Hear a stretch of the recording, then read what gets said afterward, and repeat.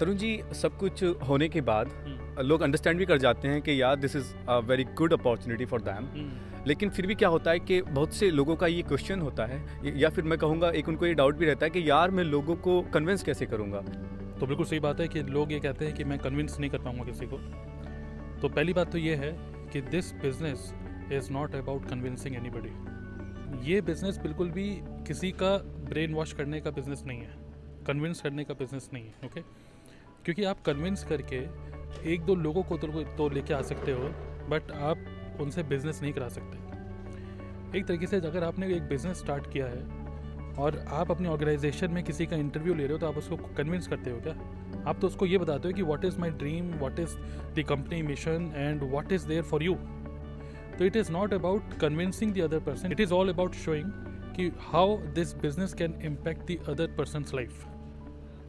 ठीक है, आप अपने अपॉर्चुनिटी को या आप अपनी कंपनी को कंपनी की तरह अगर दिखाएंगे तो आप कन्विंस करने की कोशिश कर रहे हैं। लेकिन अगर आप एक अपनी कंपनी को या अपनी अपॉर्चुनिटी को एक सॉल्यूशन की तरह बताएंगे ना, तो that is not convincing. Okay, एक तरीके से एक आदमी को आप ये बता रहे हैं कि ये अपॉर्चुनिटी से आपकी ज़िंदगी में क्या अच्छा हो सकता है। ऐसे मुझे एक पर्सन मिले जब मैंने एक बार प्रोस्पेक्टिंग करा था। वो किसी बहुत बड़ी कंपनी के सेल्स के काफ़ी अच्छे हेड लेवल पे थे। तो उन्होंने मेरे को बोला कि देखिए तरुण जी, अगर मैं आपकी कंपनी में आ गया तो बहुत सेल दूंगा, करोड़ों की सेल हो जाएगी, ये हो जाएगा, वो हो जाएगा, और कंपनी का बहुत फ़ायदा होगा अगर मैं आपको ज्वाइन कर लूँगा। तो मैंने उनको बताया कि आप अगर हमारी कंपनी में आते हैं, ठीक है, इस एज ए डिस्ट्रीब्यूटर अगर आप इसमें ज्वाइन करते हैं, तो कंपनी का कितना फ़ायदा होगा आपके आने से। हो सकता है कंपनी का सिर्फ 1% फ़ायदा हो, लेकिन 99% फ़ायदा आपका होगा। आप इस एंगल से सोचिए।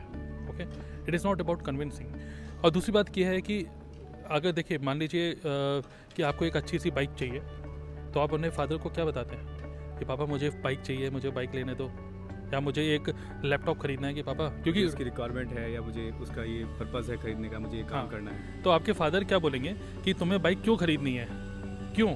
अगर आप उस क्यों का आंसर देने में सक्सेसफुल हो गए तो फिर वो मान जाएंगे। लेकिन अगर आप बोलेंगे तफरी करने के लिए चाहिए या फिर कोई एक सेंसिबल एक पर्पस नहीं है, तो उस केस में हो सकता है कि आपकी जो फरमाइश है वो पूरी ना हो। Similarly, it is not about convincing, it is about showing what is the purpose, क्या वाई इस बिज़नेस में अगर आ जाएंगे तो आपकी ज़िंदगी कैसे रहेगी। आपके कदम जो रखेंगे इस बिज़नेस के मैदान में, तो कदम रखने के बाद आपको क्या मिलने वाला है, जिस दिन उसको वो समझ में आ जाएगा, कन्विंसिंग नहीं होता।